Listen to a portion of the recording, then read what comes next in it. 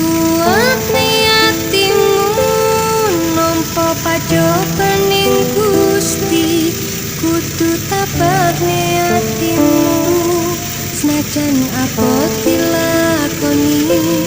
Sabar-sabar wis liramu ngempet kangen jroning dodo lungaku